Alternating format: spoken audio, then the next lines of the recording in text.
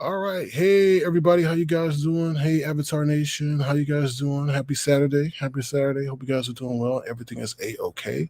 I do appreciate you guys being here because you could be anywhere, but you have chosen to be here with Sir King and Avatar Nation. So I truly do appreciate you guys being here. If it's okay, feel free to thumbs up the live, please. Feel free to thumbs up the live. We have a great live plan for you. So please thumbs up the live. Like I said, you could be anywhere, so I really do appreciate you guys being here. So let's get started with the roll call. All right, here we go. Sammy Dizzle, how you doing? Good to see you. Good to see you. Trife Life, how you doing? Harmony, hello. AV, how you doing? Girl by the Mystic, what's going on? Vasti Adagen, hello. Make a baby green, how you doing? How you doing? All right, let's see who else is in the house. T-Mac, what's going on, T-Mac? What's going on? I'm trying to see who else is here before we get started. Just going down the line. Hey, Kim, how you doing? Good to see you. Hey, Miss Hard Candy. Hey to my people on Twitch. How you doing? Hey, Harmony. Thank you for being harmonious. What's up, Lemon? How you doing, Lemons? Good to see you. I know. That's my co-host, Lemon, everybody. That's my co-host. All right. I think I got everybody, y'all. If I did. Hey, Ron P., how you doing? Thank you for your support as well. Okay. Your pleasure, 721. How you doing? Okay, listen up, y'all. So we have a special night.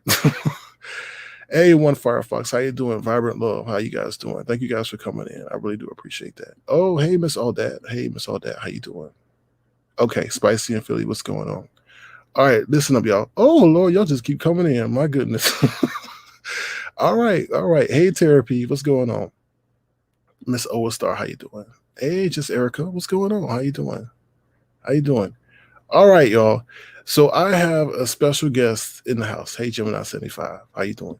I have a special guest in the house. You guys are probably familiar with this person's work. You guys use it constantly. You guys are even shaking, I don't know, your hands and your thighs and your hips and everything to his work.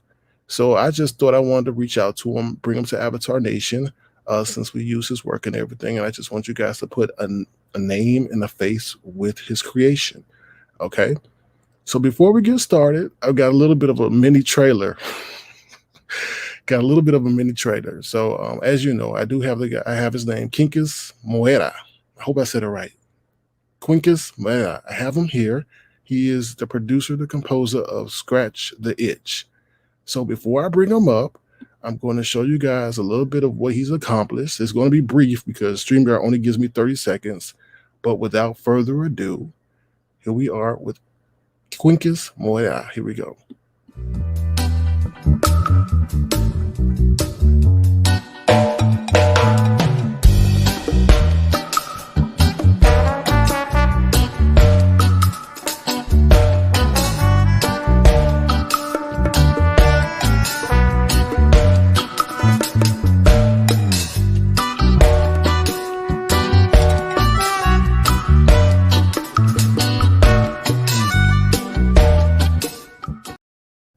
All right. So that was a brief little intro for Quincas. But before I bring him to the stage, I just want to tell you a little bit about him, okay? So Quincas Moreira is an accomplished musical producer, composer, and instrumentalist with over 20 years of experience in the music business. He has produced numerous ads for companies like Johnson & Johnson, ESPN, and Microsoft, targeted to Latin American consumers.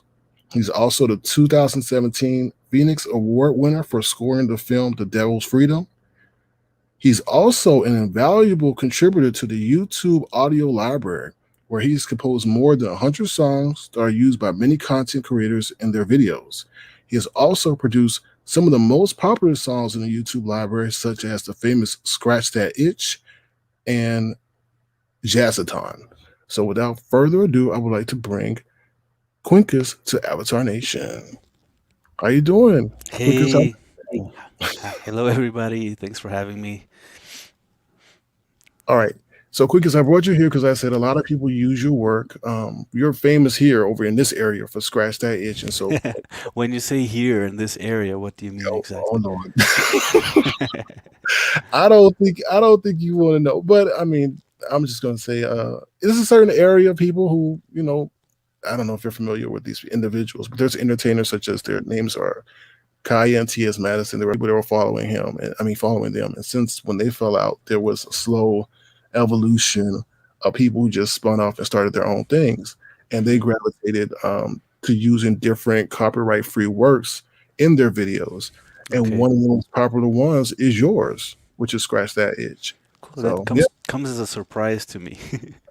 why is it a surprise to you? Well, I don't exactly get reports on the use of my songs, so I don't really Oh, know. Like, I know a lot of them are used because I use YouTube like everybody else, and they pop up. And my daughters, they watch mhm. YouTube Kids, and a lot of my kids' tunes pop up like once, at least once a day. It's kind of funny. But I don't really have any knowledge of how well certain songs do. I'm glad Scratch the Itch is popular. It's one of my favorite ones. I really liked having. I had fun making that one. Great, great. So, Just one quick correction. My name is pronounced Quincas, so oh, excuse me, Quincas. the My U fault. is mute. Okay, It's so Quincas. Quincas Moreira. Yeah, Quincas Moreira. My apologies. My apologies. no problem. Okay. So before we get started about the whole scratch the itch and everything, since a lot of people love that song, Hmm. um, I see that you score a lot of films and everything like that. So how did you get into scoring, and can you tell us a little bit about that? Sure. Yeah. Well, I've always wanted to work with music since I was about 14 or so. And when my dad lived in the States, lived in New Jersey, and I lived in Brazil with my mom. Hmm. And when I decided for real I wanted to be a musician, I went to the States to live near my dad and go to school there in New Jersey to get prepared to go eventually to one of the music schools in the States. States has better music schools than most places. So I took Right. advantage of the fact that my dad lived there. Hmm. And I ended up going to the University of Miami for 2 years for studio music and jazz as a bass player. That's my main Okay. instrument is the bass.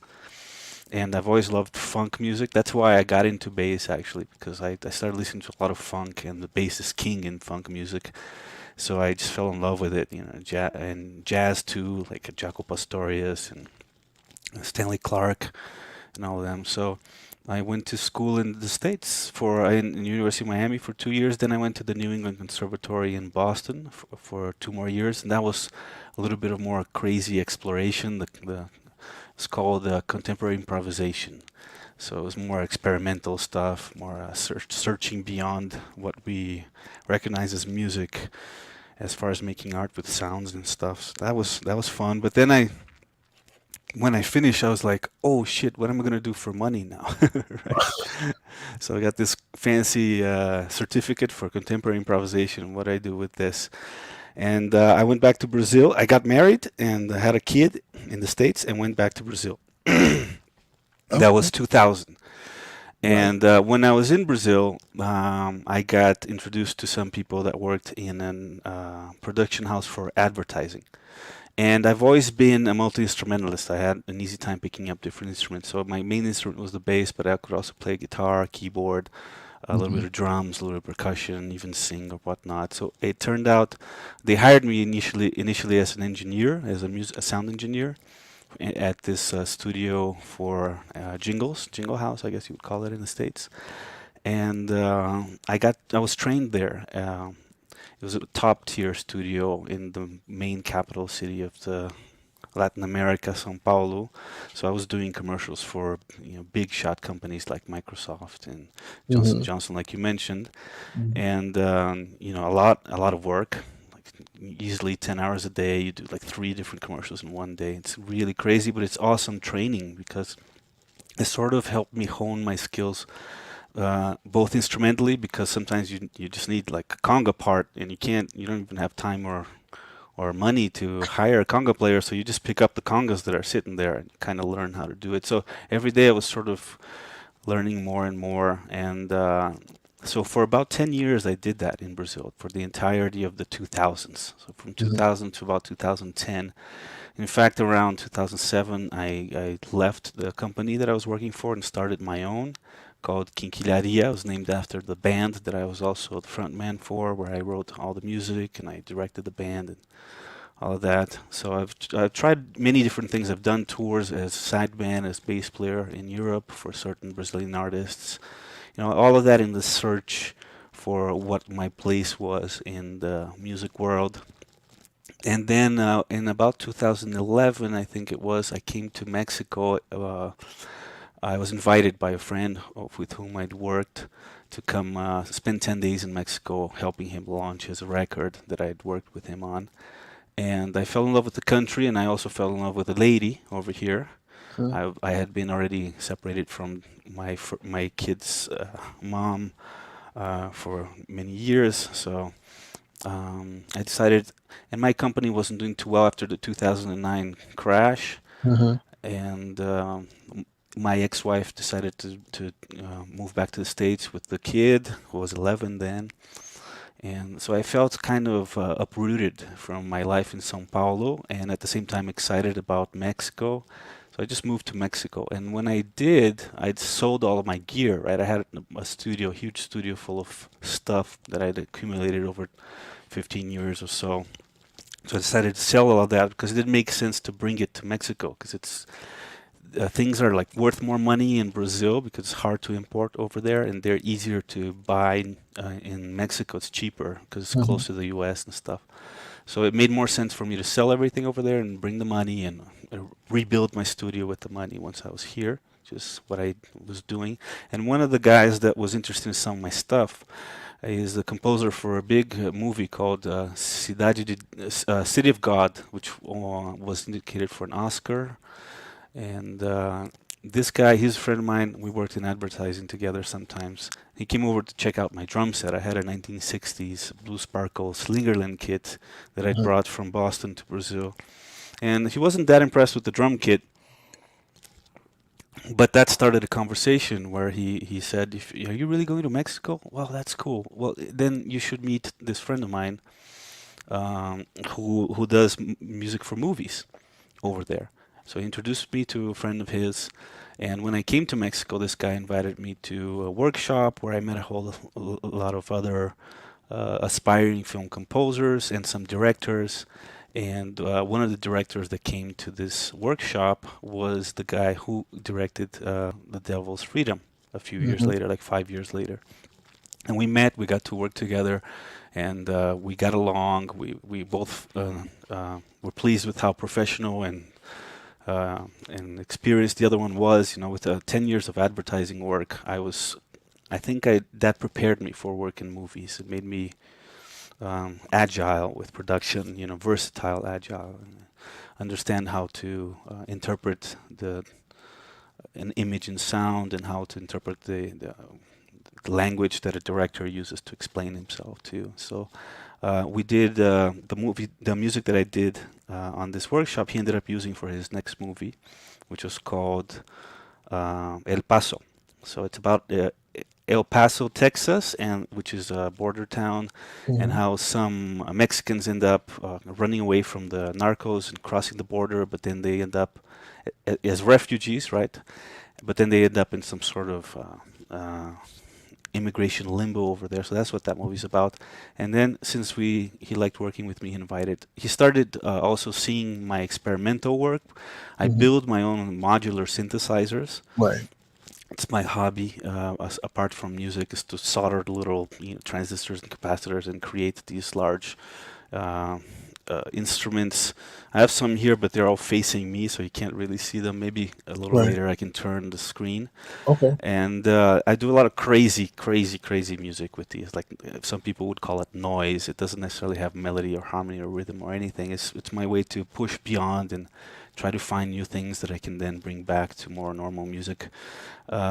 And he liked that. He thought it would fit the concept of his new documentary called The Devil's Freedom, because it was very unsettling music. It's music that makes you Hmm. uncomfortable. So, yeah, exactly. So he hired me to do that, Hmm. and I unexpectedly the music from a documentary seldom gets awarded, but I was nominated for two important awards that year, and I won the Phoenix Award, which is this egg. It's a black phoenix egg I have over here. Kind of out of reach right now, but yeah, that one I'm holding right there. Yeah. And unfortunately, the Phoenix Award got discontinued when they changed the Oh, government here in Mexico because it oh, lost its financial support. But it was growing to become the Ibero-American version of the Oscar, so to speak. But I was also nominated for an Ariel. I guess you can't see the poster I have over there, which is more reputable, not reputable, but more traditional one. It's a very old award that I think even Cantinflas won back in the 50s. I'm pretty sure it goes back to the golden age of Mexican cinema. I didn't win that one, but I was nominated. So that kind of opened some people's eyes towards me as a film composer, and I got a few more invitations. I did a movie called Mala Noche, which means mm, like a bad night, but I don't think that's how they translated the title. I don't remember, which is from Ecuador, and that was my first fiction film. Then I did Caminando sobre Muertos, which is about the ladies in the north of Mexico that go around and do the cops' work for them that they don't do. So they dig up mass graves and find bodies for the families of people who are grieving. It's heavy stuff. So I guess the weird, unsettling music that I make is appropriate for these kind of somber, dark themes. But apart from that, I have a lot of fun writing these songs for the YouTube audio library. right. I have a lot of freedom with that because it's not specific, And after YouTube realized that I was versatile, they pretty much give me free reign. Like sometimes they'll ask me for specifics. Oh, we want like some heavy metal songs, or give Hmm. us some more kids tunes, or but it's a fun job because I just sit and compose something that I feel like writing, in a particular style, and it goes from hip hop to Latin music, kids tunes, cinematic kind of ambient tracks. There's 120 songs now in the YouTube Oh, okay. audio library that I've made. Wow. So yeah, that's a fun gig. Sometimes wake up in the morning and be like, I think I'll make a mambo today, and then Right. So can I ask you a little bit about that process? I guess, I sure. mean, they found you, obviously, right? Or do people submit their work and it gets evaluated and then they? No, it's Oh, it came via a recommendation. I have a friend from many years who mhm, knows me as a producer, and he was working in Google, and so he mhm, received like an internal email asking for recommendations, and he thought of me. So then I sent a demo, and I mhm. had a meeting over uh, over over Google Chat So, yeah. uh, with the people over in California who ran the service. Some of them have changed, Mhm. and then they gave me my first commission. They asked me for 10 tracks, and they said, Mm. Oh, we like your style. You can do whatever you want, but if you could do a couple of dubstep tunes, that would be nice because we get a lot of search queries for dubstep. So I Okay. said, hey man, that's what I showed you wasn't even my style. It's just things that I've done because people have asked for it. So Right. whatever you want, if you want dubstep, I'll give you 10 dubsteps, right? Because that was Mhm. a commission for 10 songs. So I took it as an exercise to learn how to produce what I would consider my brand of dubstep. So I did a lot of research, assembled a playlist of the best stuff I found, helped along with my DJ friends who really know their stuff. And that's kind of how I go about it. I'm not a specialist in a particular style. Mhm. What I'm good at is putting the style under a microscope and really sort of extracting the DNA of it and recreating, applying that in my own music, and creating something that's not plagiarism or copy, but just follows the same parameters that determine something to be a particular style. And I have a lot of fun with that. So, So a question I have for you is like, mhm, how do you know? You say it was by recommendation. Okay, so then you submit mhm, the track or the tracks. How do you uh-huh, know based on how people feel about your work? Because we began the conversation, you said, well, you don't mhm, know really if it's popular or not. So how do yeah. you post to the streets? Well, I know YouTube is happy with my work because they Mhm. kept on hiring me. In fact, sometimes I wouldn't even wait for a commission. I would just, make 10 tracks and send it to them. And they'd be like, "Oh, okay, we'll buy them." Right, right. So I know that doesn't happen all the time. Most composers don't have more than the initial 10 songs Mhm. in there. So that makes me happy. And I know that I hear some. I get emails too. I get emails from people thanking me or asking to use Right. outside of YouTube, Mhm. which is something that needs to be discussed with me directly. So yeah, I get an idea that my work has that probably out of everything I've done, including TV commercials in Brazil and certain films, the YouTube stuff is probably my most widespread uh, contribution. Let's put it that way. I think millions of people probably hear my stuff every day, and it's weird because I mean my life is just the same. I'm not a celebrity. Nobody recognizes Mhm. me on the street or anything like that. But I guess I have reach now, Oh yeah, which is they, they interesting.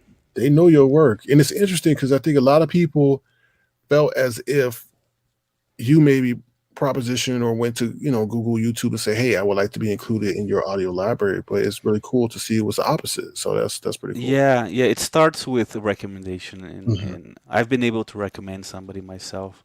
And because it's just too many, there's too many people in the world making music that would love to have a gig like this because Hmm. it's a great gig. They pay well for you to do what you love to do. So I can Right. imagine that a lot of people would want to do it. So they would be probably flooded with applications and have Hmm. to weed through them. So they first go after people they know to be reputable professionals and then evaluate and choose from that pool, let's put it that way.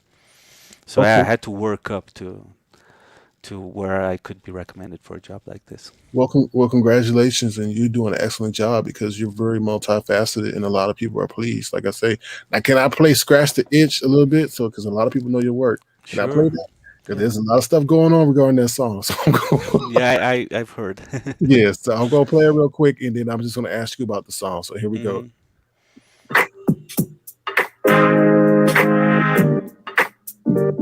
Okay, so when you were making this song, what were you thinking about when you were making the song? I I was mean, thinking about the 90s when I was in my teens listening to De La Soul and The Roots and Tribe Called Quest and stuff that later I found out was mostly beats by Jay Dilla.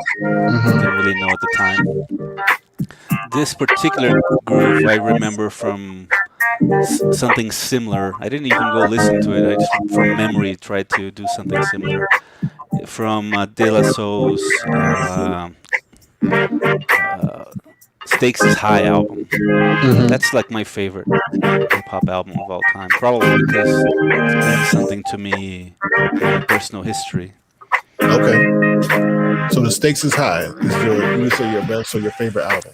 If you listen to that album, you can probably find the song that inspired me to do this one. It's a similar beat. All right, I'm gonna make a note of that. The stakes is high. All Hmm. right. It's not a copy. It's just from distant No, memory. no, I got you. And how long did it take you to make this track? Usually it takes me about a day or two to make a track. I play everything myself, so it takes, it's not like getting in with a band. I have to do Oh layer by wow! layer. So you play everything yourself? Yeah, yeah. Drums, drum Wow. programming, synthesizers, bass, guitars. I've got a trombone, I've got a cello, some acoustic guitar, some ethnic instruments, flutes. I'm kind of a collector, so to speak, but not just a collector that just collects. I collect and learn to play at least somewhat. I'm not a virtuoso on any of these instruments, Hmm. but I can play it well enough to record and sort of choose takes and edit a little bit and fix it up. And, more a producer, but Hmm. I like to use instead of use fake samples and keyboards and stuff. Right. I favor using real instruments as much as I Okay. can. Some things, like for example, I can't do a full orchestra by myself, so Hmm. then I will probably load up a good sample pack and do a fake orchestra. But then what I'll do is I'll record some cello on top, and then you get the mix of the real instrument with the fake ones, and it kind of like tricks the mind. So yeah, I Okay. use a lot of tricks that I learned within the advertising business to get the job done. I'm a practical composer. I don't take a lot of time to make things. But it would seem like you would take a lot of time if you're doing each piece one by one, playing it Yeah, one but by it's usually almost first takes. I'll record, I'll create a beat, and then I'll record bass over it for over 2 minutes. And out of those 2 minutes, I might find like three or four loops that really work, and those are the sections of the song. And one. Okay. then I'll start thinking of what else can. Oh, maybe some horns. So I load up some cool horns and just record some riffs and then edit them so my improvisation starts sounding more like a composition. I'm an improviser, so my method of composition is basically layered improvisation. I improvise in layers and then Mhm. I polish those improvisations until they sound composed. So I fix maybe little bad notes that I tried and didn't work. Like when you listen again and start trimming things, Right. you can start shaping and polishing what was initially sort of a rough reaction into something that's uh, more deliberate. So yeah, that's pretty much my method for everything. When I compose for movies, I do the same. I will watch Nice Miss Motown. I wish I'd played cello for 7 years. I play bass though, so I know a little bit of bow technique, and Hmm. I can do vibrato on a fretless instrument. So I have that. This is my electric upright bass right here. Okay. And so that technique crosses over. That's the thing too. With the more instruments you learn, the easier it becomes to learn a new one. It's Hmm. like languages, because, for example, I had to buy a marimba. It's right. I think you see a little bit of it over there Yeah. to do this new Netflix thing because it's set in Mexico and they wanted me to use the marimba, the traditional Mexican marimba sound. So I bought one Hmm. to use for the project. And the fact that I play piano means that I already understand the layout of the keys on the marimba. Hmm. Like I know where the notes are. And the fact that I play drums means that I have some technique with sticks. So when you put those two together, it was very easy for me to quickly uh, start doing useful things with the marimba. I don't have the same learning curve as somebody who hasn't played anything their whole life and just starts with marimba. Like I Right. progress very quickly with new instruments because of the skills that I've acquired already with previous ones. That's truly amazing. I think a lot of people are amazed in the chat. When you score a movie, I mean, do you speak with the director and he tells you what kind of feeling he wants to be somewhat Uh huh. evoked and stuff like that? Yeah, Okay. that's called a spotting session. So Okay. sometimes you have a spotting. Right now with the pandemic, for example, with the Netflix thing, we didn't have really a spotting session. What they did is they used a lot of reference tracks. So they put something. I do like smooth jazz, especially the Miles Davis variety from the 50s. Uh, Sorry, I'm answering some chat questions here, but No problem. with the film, that helps me a lot. I was used to working with reference tracks because of advertising. Usually they'll give you the commercial, the 30-second commercial cut to some famous song, U2 song or whatever that they Hmm. like, and then you have to make a sound alike. You have to make something that sounds like that but isn't a plagiarized version, and that's really where I got that skill of like extracting the DNA for certain styles. Like each day I would get a different kind of reference track that I'd have to replicate. So that pushed me Oh, wow. into different styles to force me to really learn how to produce in many different styles. So that versatility sometimes can be a problem too, because you have too many Mhm. options and you don't know how to focus exactly in which option to focus on for a particular project. When you're more limited, you have like, well, you have to do what you can do. But when you have this huge scope, sometimes it becomes difficult to know which wall you place your ladder before you climb up, right? Because if you Right. climb up in the wrong wall, you have to go back down again. So, so yeah, talking to the director, producer is always very important. Understand how much they actually like this reference tracks they're using, or if they're Mhm. just placeholders, so you know where they want music. Sometimes it's just that, but usually it also gives you a little bit of the feel. So if they want something suspenseful or something agitated or something hopeful or something happy or something that make tearjerker kind of thing, so Mhm. you pay attention to that, but I like to do a first pass just improvising, maybe on a piano or something, Right. where I just react. As I watch the movie, I react musically, improvising Mhm. in real time. And sometimes that exercise is just that, an exercise that gets trashed. But sometimes something will arise that actually works, and maybe that original piano track won't even be there in the end, but it served as the first guiding line throughout the thing, and it helps me digest the emotional content of the film to react to it like that. Awesome. Awesome. Hmm. Um, they're asking in the chat, do you feel comfortable playing anything? I don't want to put you on the spot or anything. Oh, I don't know. interesting. I hadn't thought of that. That's okay. Don't worry about I it. maybe it would have been cool to prepare something if I had known, but I do. I have a little synthesizer here by Arturia. Okay. They just sent this to me. That's another thing too. So I run my own YouTube channel called Synth Right. DIY Guy. It's a separate channel from the Quincas Moreira channel, Okay. and that's where I do. I have 13K subs there already, and I do reviews of gear, right? So I get a lot of manufacturers send me equipment and musical instruments for me to showcase. So that's a nice perk because I use this stuff on my job, right? Right. And so it's one less expense for me that I get to do this. If I plug this into one input that I have over here, I think you guys can hear it. I'm going straight into my interface, so there's good sound.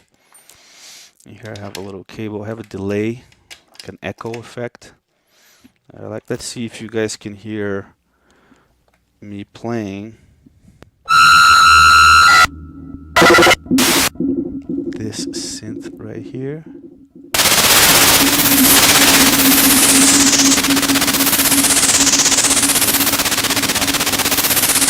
It seemed like no sound is coming out. Give me just a minute.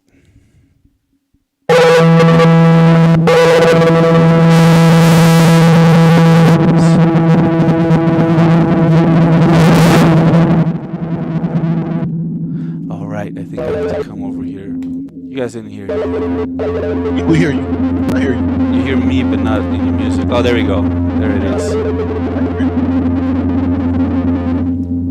So this is a sound that I was working on today. I'm calling it gargle. That's another thing that I do too, which is sound design. So I use I made a lot of sounds for the Moog Model D app and for the Model 15 app for iOS.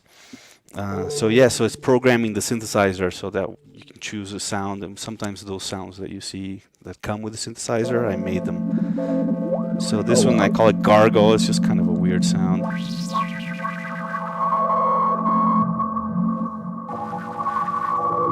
It's good for kind of like eerie, Hmm. maybe horror movie kind of strange things. But there's a little reggae organ sound that I made here too.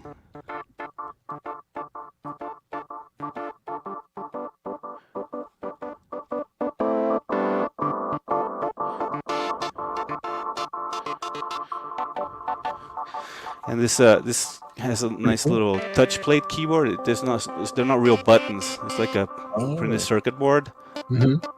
but it senses how much skin you're applying on each key. Oh wow. So it changes the way it opens the filter. And then the delay, the echo effect I'm using is this.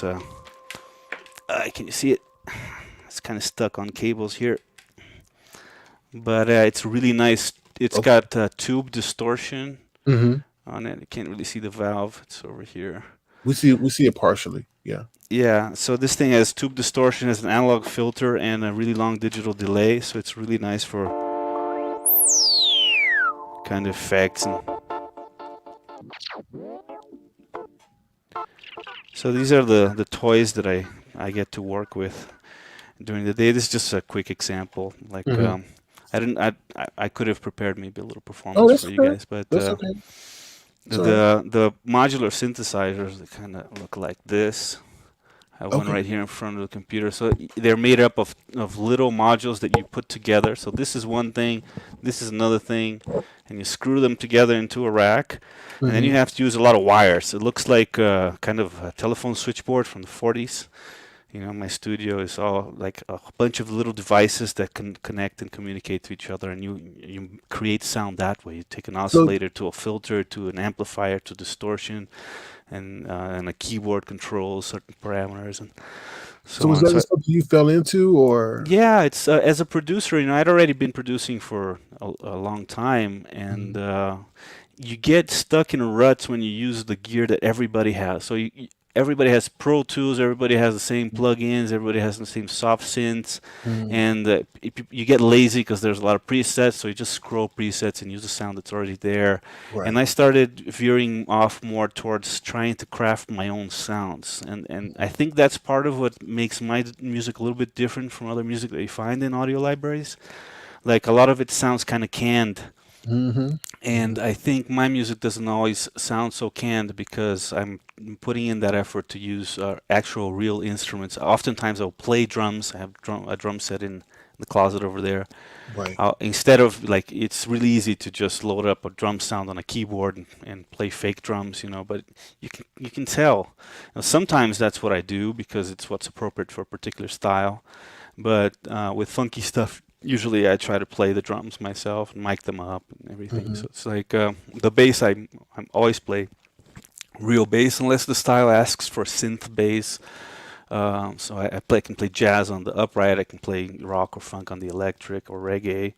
Um, so I have that's how it keeps it fun for me, right? Hmm. Otherwise, it would become very bureaucratic to do my work. So I enjoy this exercise of discovering sounds Hmm. and using sounds that are authentic, that are my own, that are not necessarily something that anybody can just buy a plugin and use. Right. So I want to be cognizant of your time. A couple questions I have for you is there any, like, what is your dream artist to work with, or company to Oh, work with, I don't or think movie to about work that on? so much. I think I've kind of reached my dream, which initially as a kid I wanted to make a living as a musician, and I do Okay. that. Right. But if eventually to be able to work at a high level, maybe score a movie for Hmm. Hollywood, for a studio like that, Okay. maybe work with a big artist. Like I really like Dua Lipa's music, for example, and I like the style of production. So that's something that I feel like if at some point I got to work with artists like her, Hmm. career crafting a record, that would be like the next level. I'm a blue collar musician. Right. You know, I'm a working man. Hmm. I haven't like jumped up to that level of glamour where I'm a recognized household name in the international studios and things like that. If Right. that happened, it would be welcome. But I do already consider myself very happy just because I'm able to make my living. You know, Hmm. I'm married again with the lady I fell in love with in Mexico, and we have two little girls together. Congratulations. So Congratulations. I have a very good life Hmm. despite the challenges of the year we just went through. I can't complain too much. So my dream, I'd say, Uh-oh. is to continue progressing as I have been. Yeah, that's just definitely got to keep on moving forward. The other thing I want to ask you, I think a lot of people have a question, is Uh-huh. regarding you have awesome work, and you as an artist or you as a composer, a sound engineer, someone composer, see someone take your work, okay, and then you've made an arrangement with Google, where they paid you a commission and so forth, and Right. then someone took your work and then put it on the open market Yeah. on other established platforms. How does that make you feel, and how do you reconcile? How do you handle those kind of situations? Well, it's I'm not very passionate about these things. People will there are dishonest people, and when you make 120 songs for the world's most popular video platform, um, it's kind of even expected. It's not understandable or condonable or anything like that. But it's just something that happens in the world. I've encountered that already before a few times, and usually it's kind of a pain in the butt. You have to, go find whoever the distributor is and prove, show proof that you're the one who wrote that song, and then they take it down. In this case, Scratch DH was claimed by somebody via a service. I don't even remember the name of the service. I think And it then they was Sonos started Suite. putting Was it Sonos Suite? Sonosuite. That's the one. Yeah. Yeah. Okay. I didn't even know about SonoSuite until this happened, and I went to their website. Looks reputable. I guess you can't possibly survey every song in existence to make sure. Right. So you count on people being honest when they upload stuff. Hmm. So yeah, I'm. What I did is I spoke to my people over at Google at the YouTube Audio Hmm. Library, and I put them in. I made them aware of the issue, and they said Hmm. that they will deal with it. So in that case, I didn't have to do anything myself. Now, I don't know how far they will go. If they'll go, if they'll just clean up the YouTube platform, or if Hmm. they'll actually go after the Sono Suite people and let them know that the song doesn't belong to the person who claimed it. I might have to do that myself. Hmm. But I do have plenty of proof that I wrote it. Even just the fact that it's been in YouTube credited to me since I think it was 2017. It was one of one of the songs I wrote in my first year writing for the YouTube library.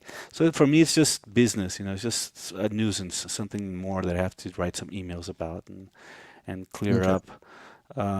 But yeah, I was well paid by YouTube themselves when I first made the song, and the deal was that I really wouldn't make any more money. Afterwards, I do sometimes a little Right. bit from use outside of the Mhm. platform, which has been YouTube have changed their terms so that use outside of the platform is to be dealt directly with us composers. So, but not, nothing huge. Mostly these songs are just in here, and it's one of the Nice. things that I do. But yeah, it's unfortunate. It's unfortunate that somebody would do that.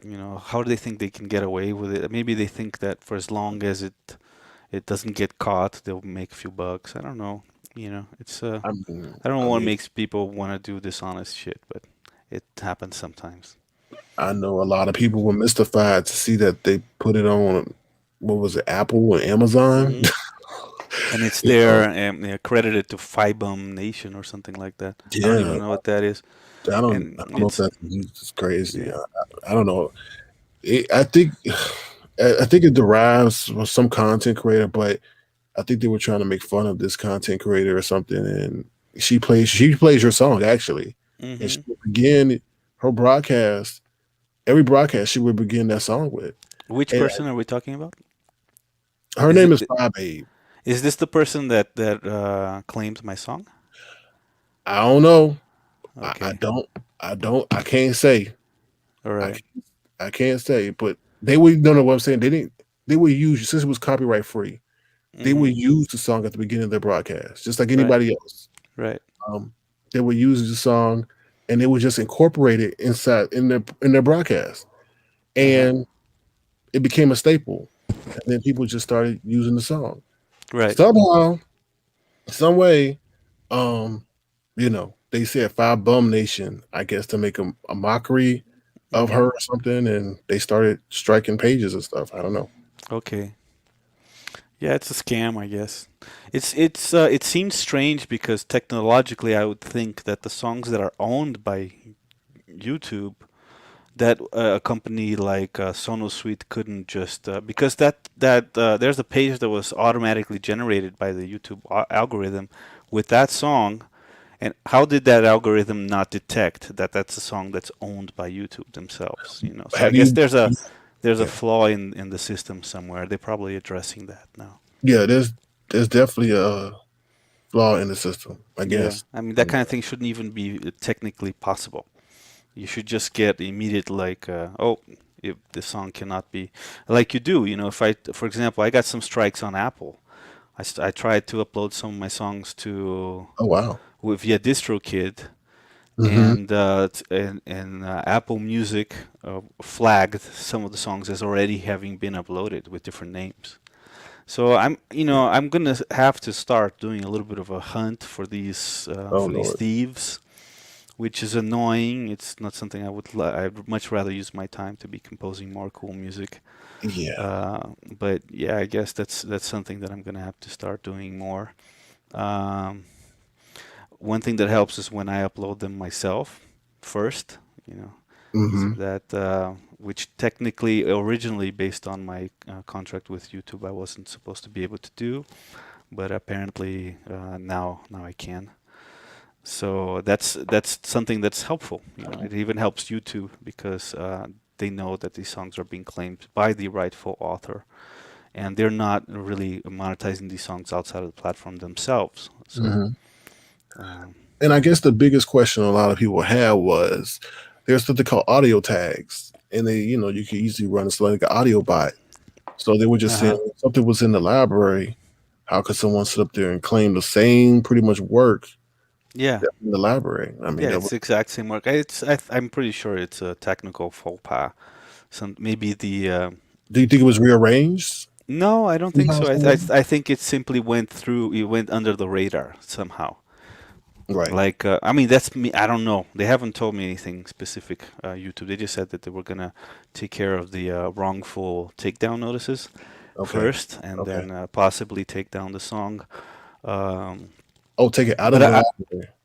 not take it out of the library. Take Okay. out the wrongfully claimed Okay. version. Mm-hmm. That because the algorithm itself uploaded it, you know, as various artists. Mm-hmm. So maybe that uh, part of the program that takes care of digesting songs that are submitted by the distributors Mm-hmm. doesn't really check with the YouTube audio library because they're very segmented, you know, of different departments don't necessarily all coordinate as well as they should. I don't want to be critical of YouTube. They've been my best client ever. Oh yeah. I'm just happy to have this gig. For me it's a minor nuisance, but it's definitely one that I won't Yeah. just And let fly. You know what I mean? right. And I think they don't want to set a precedent of this happening. Exactly, because Yeah. then you know songs hit the library. The first thing some people will be doing is trying to claim them on as their Right. own on other services, and that's just not cool. So I agree. Okay. I appreciate you sharing that. I just want to be respectful of your time. no, Do you want to see? it's okay if Okay. anybody still wants to ask any questions. Okay. I can be here for a few more minutes, no problem. Okay, so listen up, guys. I'm going to drop the link. Now, you know my rules. You be respectful to my guests. Okay, we're not playing anything like that. This is an accomplished musician. He's taking his time to come here to Avatar Nation, and he's doing us a favor by allowing you to ask him any questions that you may have. Okay, so I'm going to drop the link. All right, and if you don't get on, and I feel there's something suspicious, then that's within my right. Okay. All right. Thank you so much. Here we go. I'm gonna drop the link and see if they come up. They may not come up. They may be have stage fright. So I don't know. Okay, no problem. I would see this on my screen here, right, where it says chat. Yeah, Wait, you will see it. Yeah. private chat. Okay. No, you will see comments. You go to comments and then you will Oh, see. okay. Yeah. Comments. All right. Oh, look at that. There's already a bunch that I had never Yeah, seen. they've been commenting the whole chat. I mean the whole Oh, live. okay. Cool. So all right, I've dropped the link in case you guys want to come up and ask them any questions and things like that. Let me see what else I got. So, I mean, what's the next up and coming project that you got going on? If you could share that, if not, it's totally okay. Yeah, I'm working right now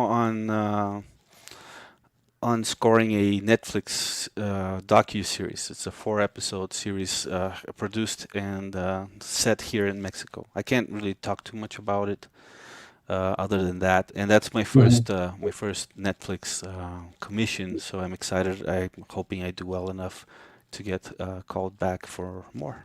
It's a cool job, and Okay. yeah. Other than that, I'm always working on my own YouTube channel, the Synth Right. DIY Guy channel. If you Right. guys want to go check it out. And do So you mind if because I I share your link? Do you mind if I share the not link at to you? all, not at all. Go ahead Okay. and share it. Synth DIY Guy is the name of the channel, and Right. I get a lot of free gear to promote and make manuals and tutorials about. So right now I have kind of a backlog, so that keeps me busy too. I have to be Right. making these gear videos Mhm. apart from my work as a composer. So that's something I'm always doing too. About a video a week I try to put out. Great. Any And more this is questions? Therapy. Hey, Therapy. Hey, How you doing? SK. Good. How are you? Hi, Good, good. Quincas. Hi, Hi. Therapy. Yes, Hi, yes. nice How to are meet you. you? I'm well, thank you. Good. Nice to meet you too. So I had a couple of questions. So you said, I think you said you're from Brazil. Yes, Was I'm it- from Brazil and I live in Mexico. Oh, okay. So was there a huge hip hop influence in Brazil when you grew up? Because you said you got a lot of influence from De Well, La Soul and the Roots. right, but that was mostly in the States though, because my dad moved to the States when I was 5. So I Oh, would come to the States about 2 months out of the year for all of my life, you know. So I got exposed to a lot of American culture. There is a big hip hop influence in Brazil. There's a hip hop scene there with some great artists, and I was involved with that scene when I went back to Brazil. I produced a couple of important rap albums over there, and yes, notably Sabotage, who was like our Coolio. And he was Mm, killed sadly. He was shot. He was a friend of mine that I loved very much, and we worked on some great music together. But my influences from the '90s hip hop came more from me already living in the States. Probably after when I was 16, when I moved to the States to go to finish high school and go to college. That's when I really got okay. into hip hop. That was like 93, 94. I'm 45, in case anybody was Nice. wondering. Okay, well, we're the same age. I'm 44. So I was Oh, like, when you said De La Soul and the Roots, I was like, okay. yeah, we're the same generation. Xers, Yeah. Tribe Called Quest. Okay. Well, right? thank Yeah. you for For answering me, my that was I question. mean, I like that better than older school, and I like that better than the newer stuff. But you know right. that's our bias, our generational bias, I'm Mm, sure. yeah. Yeah, that's Generation X. That's Generation X for you. That's it. Yeah, we're Okay. the children of the boomers. Exactly. Exactly.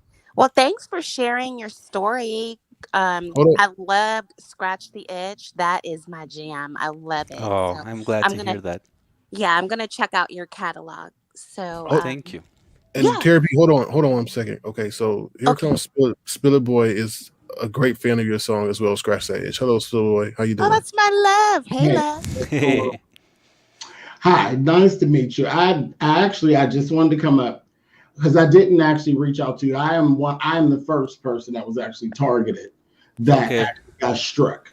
Oh man, For you. did that get sorted out at all, or Yes, I had two strikes. I okay? ended up with two strikes for it, and my whole purpose of coming up here, I just wanted to say to you, thank you for getting involved Uh with the huh. whole thing. I didn't reach out to you because I didn't want to bother you. Yeah, I I was got a lot of people reached out to me, so I got Yeah, right on I it. heard. Yeah. I went the route of just appealing everything through YouTube Uh, because I knew it was a mistake that they let it go through. But I uh-huh. wanted to take time out to tell you thank you very much for actually getting involved to try to straighten it out. Sure. Yeah, I got in touch directly with the people over there. I think that might have helped a little bit. Yeah, it did. It did. Because another friend of mine actually got struck too. He didn't even file an appeal. And Hmm. whatever you did knocked my strikes off and knocked his strikes off as well. Oh, I'm really glad that they were able to fix that. I Yes, sir. hope Thank they you get very much. that fake page off too. Right. Last time I checked, it was still on there. Yeah, Five it's on still there. still And there, we like that know who five it on. is. We actually do know who it is. Right. We know Well, who the content creator shame is and on all. whoever that person is, and why would they even think they'd get away with it anyway? Well, people Mm. have nothing else to do. I'll leave that alone. But that was it. That's all I I don't want to wanted to get say. involved in no drama. You guys Exactly. keep me That's out why I of said I it. just wanted to come up and tell you thank you very much. I appreciate you. And that was it. And I really do like the song. I like the song a Thank lot. you, thank you. You don't want to shimmy to it right now, do you? Nah. He does a mean No, I'm just shimmy to joking. You that don't have to. song, I'm just joking. Pinkas. I'm just joking. What's Oh, that? He does he does a mean shimmy to that song. He's Oh, part of the reason well, I'm why gonna go look for thousands of that. people love it. Yeah. yeah. I'm go- Anyway, thank you I very need much. to get in on this side this part of YouTube where you guys are. I want to know more Uh-uh. about I'm Stay just joking. away, Pinkas. Stay away. it. A mess. What's the common Anyway, theme? What's the common thread? I mean, is it video games? Is it what's Mess. the subject matter that keeps you They play guys games, together? but not Huh? video games. Well, tell me about it. I'm curious. I want to know. Uh, Oh Lord, you don't want to know. Pinkas. I noticed it's mostly African American people. Yeah. Pinkas. Do you like love and hip hop and all Yeah. that? Oh, okay. Then come on over. Yeah. So Hey. anyway, um thank you very much. I now appreciate you, it. I'm You not have a ask- great night. What's okay? I'm no, gone. we should, hey, this is the great moment. We got the creator of the song in the house and one of the greatest ambassadors of the song in the house. We're not expecting Cool. this is a great moment. But you said something about you used to create hip hop tunes and things like that. That is something that is needed in the audio library. I do feel that. There's not enough of that. And there Yeah, is there's a couple I made. I made the Scratch the Itch. There's another one called Brooklyn okay. that I think is pretty hip hoppy. And I actually assembled some of my best funky tunes into a little album on Bandcamp. It's Mhm. called Swagger.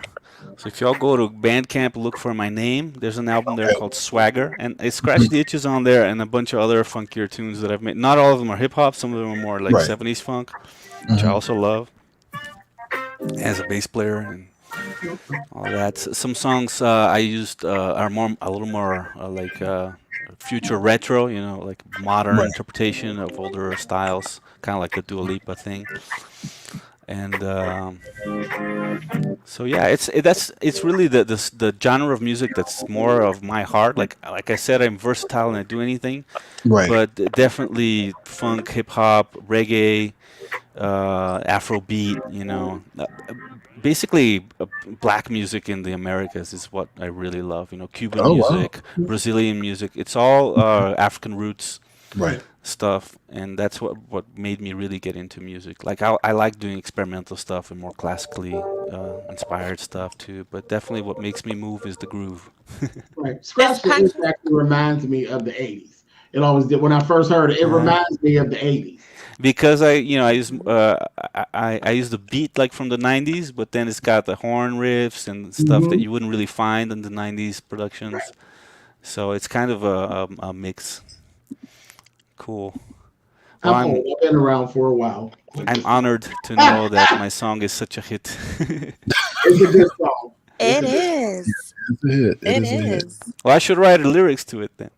Oh, James already did. Oh Ah! yeah, Cleaning up. I want to Hey, hear that. just Has anybody rapped to it? cleaning up. Just Those lyrics cleaning are up. not my lyrics. Those are borrowed from the 80s. Or the 70s, actually. We're borrowing a little bit of everything in that whole little situation. So, Well, everything's a remix nowadays. right. Yeah, that's true. That's true. All Hey, right, before y'all. All before right. Thank James, you, Sir King. Thank you, Quincas. I'm gone. Thank you very much. I appreciate you. Thank you so much. Hey, thank you. I appreciate you guys too. bye love, bye love. Bye Bye. bye. Bye, bye, Spiller Boy. Take care, James. Take care, Terry. Okay. Thank you for Bye coming bye. up. Thank you again, Kinkas. Okay, It's a SK. pleasure. Have a great night. Bye bye. You too. Bye. Bye. Thank you again, Therapy. All right, everybody. I guess nobody else was come up and say hello to Kinkus, so I'm going to let him go. He has a lot of work to do. He has a Yeah, lot I'm of gonna great stay work up to all do. night on this Netflix thing. Hey, that's great. I can't. Hey, let us know when the final product is put out. We could definitely Sure thing, start man. traffic for it. Will Okay, do. Thank you for having me. It was an honor and a pleasure. definitely. Hey, maybe we could do a part two, and you can maybe do a demonstration or something. For Sure, people. yeah. There's in my Quincas Moreira channel, the one with Mhm. my actual name, because I have two channels, right? The Right, gear review right, stuff, that's Synth DIY Guy, and my hmm channel with my name. There are right. some live streams of me composing there. These are 4 hour long videos. They're horrible, but you can kind of skip around and see a little bit of how I go through different stages of creating a song. I might do that again at some point. Definitely, definitely. Well, Kingus, we just want to say thank you again for gracing us with your presence in Avatar Nation and keep up the great work. We really, really appreciate it, and we're definitely using it to bring our creations and our vision to life. So thank you so much, and wish you Excellent. the best. Thank you very much. All right, you take care and have a great night. Okay, and good You luck with your too. Same. project. Thank All you. right, All right. Bye bye. bye now. Thank you again. That was the one and only Kinkus Moena. I hope I said his name right, last name right. Hey, but thank you guys, and thank you once again to Kinkus for coming through. We really do appreciate him coming to Avatar Nation. And, speaking candidly, I mean, he did not shy away from the situation. And I appreciate him speaking to us about that. And, I appreciate James coming up. I appreciate Terry P coming up. I appreciate, he's a real nice dude. He didn't have an attitude or anything like that. And he was very patient and understanding and gave us a lot of history about how he got into scoring and making tracks and things like that. So I really do appreciate that, and him just being honest. So I really, like I say, there's a lot of personalities out there, and let me just be honest, I didn't know what to expect. I didn't know what to expect. So I really do appreciate him being transparent, humble, and nice. And talented as well. So thank you so much, Kinkus. And you're always welcome to Avatar Nation. And then Kinkus, if you're still here listening to this, if anything Avatar Nation could do for you, or you just want to talk to us, or maybe if you want to hear how something sounds that you're composing or putting together before you put it out, we're definitely up to helping you bring your creation to fruition. All right, y'all. Oh, thank you, Rennie T. I appreciate that. Thank you so much, Rennie T. You always showing up and showing out. Anybody else want to come up? I know some people may have stage fright while Kinkus was here. Feel free to come on up and share your insights about what you saw, what you heard, or we could just close it on out. All right. Thank you, everybody, for your positive comments in the chat. Thank you all for being well behaved. I appreciate that. I guess we could play the song, right? I guess we could play the song. Hold on, let me get the song back. I guess we could play the song without playing it in fear. Hold on. Let me see if I can pick it up. Give me 1 second. Hold on. Trying to scratch the itch. Uh-oh, here we go.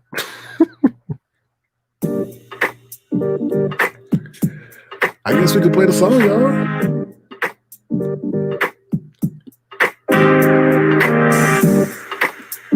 I guess we can play the song and not get scared. Oh, thank you, Gemini. My man. Thank you, Gemini. I appreciate that. Thank you, Rennie T. Oh, Gemini. Thank you, V. Thank you, V. Y'all showing up and showing out. Gemini, I'm trying to find you, Gemini. Hold on, Gemini. I can't find you, Gemini. Where you go? Gemini.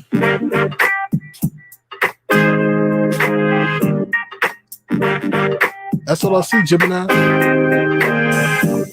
Sorry, Gemini, but thank you for the consideration, Gemini. I don't know where it is.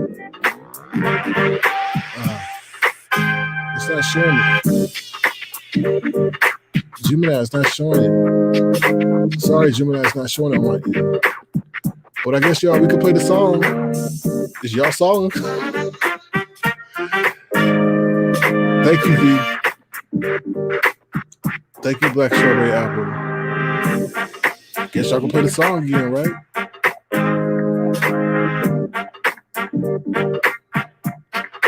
No, thank you. Thank you, Gemini. I don't know what's not showing it in the back end. Oh, Lord. You go Queen of Mean Quantity. Sweeter than Quana.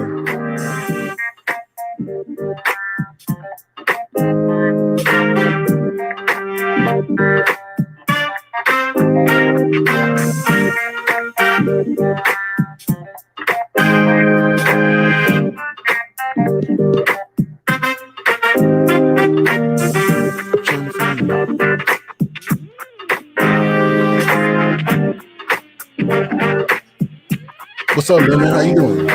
Turn up, turn up, turn up. Hey, I don't like talking over music. You don't like talking about music? Hell no. It remind me like I'm in a club. I know that's one of your favorite places. SK, I ain't been to the club in 3 years. Come on. Okay. Uh-oh, we gotta turn that off. We forgot that you were Oh, that was the remix. No, Lordy. Nice interview. And you know, I was about to slide up and ask him if he found the person, like, was he gonna try to, you feel me, hit them for all they worth? But I fell back. To me, it seems like he ain't really worried about it too much. It is what it is. So. Something like minute in his world, but might be a big thing over here. Yeah. So that's a good thing. You know what, y'all? I'm gonna come back because we had a great interview. So I'm gonna come back. I'm gonna end this, y'all, and we're gonna come right back. We're gonna have an after show over here, and then we're gonna take it over the stereo over there. But right now, I'm gonna be right back, y'all. So don't go nowhere. Go run to the refrigerator, come right back. We're gonna have the after show. Y'all can come up and share your sentiments about the interview and so forth, and we'll be right back. All right? Okay. All right, for sure. Right. I'll see you at the next one. Peace. Yeah, I'll be right back, Lemon. Peace. Thank you again, Lemon. All right, no problem. Back. All right, y'all. Hey, and hold on. Well, that wasn't to Lemon. Hold on, y'all. 1 second. I gotta bring that song back up again. DJ, play that track. All right, y'all. Thank you so much to Quincas for coming through. I really do appreciate him being candid about everything. Just play the song, y'all. And we're gonna be on out. I'm gonna come right back, all right? Come on right back. Y'all can play the song.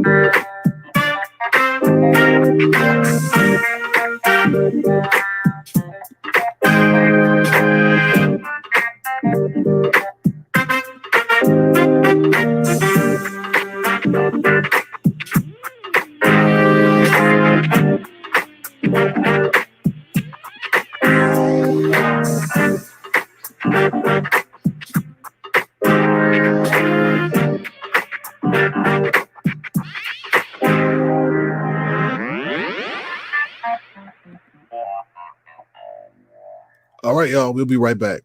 Thank you again. Make sure you thumbs up the video before y'all leave. Make sure you thumbs up the video before y'all leave. Thank you, Mr. All-Star. Thank you. All right, y'all.